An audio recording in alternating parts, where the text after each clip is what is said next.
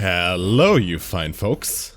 A little while ago, I made a community post asking you guys whether you'd be interested in seeing a Q&A video, and guess what?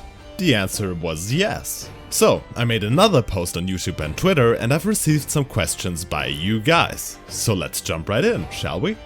When did you become interested in narrative analysis, and did you do much of it before starting this YouTube channel? That's a great question. I've been consuming the kind of content that I make, narrative and character analysis, myself since my early teens, I'd guess, so the interest has always been there. However, the desire to create myself only really emerged when I started studying for university, because I'm actually an English major. Yes, I know you wouldn't expect it from my accent. Literary analysis kind of sparked the desire to express my thoughts on different media myself, and that led me to start a YouTube channel. Is there any trope or narrative device that you really dislike? Well, there are a few tropes that I think are kinda overused, but I think the most interesting answer I could give is that I have mixed feelings about cliffhangers. I'm the kind of person that usually waits until all seasons of a show have been released before I watch it because I'm that scared of cliffhangers. Personally, I don't really think they add much to the experience, and are mostly just annoying. Sure, they create suspense that makes viewers actually come back to the show, I get why they exist, but that doesn't mean I have to like them. You can probably guess I wasn't a huge fan of Arcane's ending either. Will you buy me a sandwich, please? I don't know, I'm kinda busy right now, maybe ask me again later.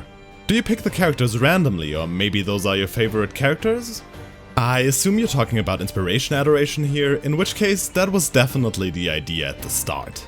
Over time though, it kind of developed into me talking about a character that I like and that I have something remotely interesting to say about. Currently we're doing League Champs in alphabetical order, which is really the only case where my review of them was negative, but all the other videos are basically just me picking random characters that I like and want to talk about right now.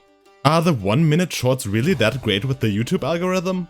To be completely honest, I have no idea. I don't really know much about the algorithm or how YouTube can be abused, which makes sense since I basically just started doing this. I started making shorts because I saw some other people doing them, and because I really enjoy making them. The time restraint is a really interesting factor because you kind of have to limit yourself to the core aspects of a character that you enjoy, and that makes things a little more difficult and more fun for me. I think they've been doing pretty well though, so I can imagine that they might be a good way to gain an audience, but that's just my experience. What is your favorite thing to do on the weekends in your free time? Without a doubt that would have to be playing D&D or other tabletop RPGs with my friends. I currently DM 2 homebrew D&D campaigns and play in a Star Wars FFG game, and they are always my highlights of the week. D&D is just such a huge creative outlet, it's super fun, and you get to bond with your friends while playing it. It's amazing. What's your main role in League? I mostly play support and my off role is mid lane. Well, what can I say, I enjoy playing enchanters and mages. The Study In series has been great so far. Are you planning to look into any series or any other media like books and games beyond She-Ra, Kipo and Arcane? First of all, I'm glad you think the series has been great so far, I do appreciate that. I definitely plan to expand the kind of content I make for a little while longer. I think I'm just going to throw stuff at you and see what sticks, I guess. Before Arcane came out, I was actually working on an essay about my favorite video game that I then put on hold when Arcane wrecked my entire world.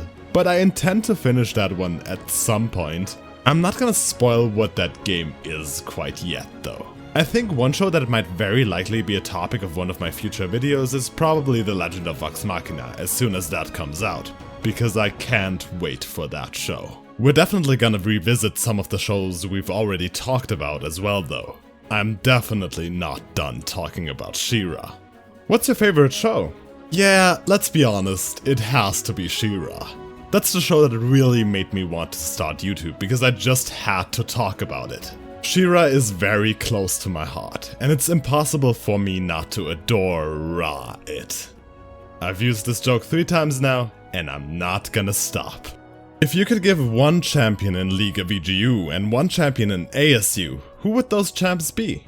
That's a really hard choice. If you're not familiar, VGUs update both visuals and voice as well as gameplay, while ASUs influence only visuals and voice. My answers don't reflect who I think deserves them the most. For reference, I think that would be Cho'Gath and Gragas respectively, but who I personally would really like to see. I think for a VGU I'd have to pick Skarner. I think the Bracken and their involvement in Hextech and Piltover have a ton of potential, and I'd love to see more of that realized both in the lore as well as in the game. Skarner's gameplay is also definitely worthy of a few touches, so I'd have to go with him. For an ASU, I'd probably go with Janna. It's honestly a bit embarrassing that her design is still in the game, and I hate that her voice lines do not reflect her story at all. I was very skeptical when Riot announced they were gonna place Janna in Zaun of all places, but they pulled it off amazingly and made her one of my favorite characters in the universe. I'd love to see that reflected in the game with new voice lines and a shiny new design. What was your favorite game that came out in 2021? I have to admit I don't think I've played that many games that came out last year. It was kind of a quiet one for me. If I had to pick, it would probably be Trails of Cold Steel 4 though.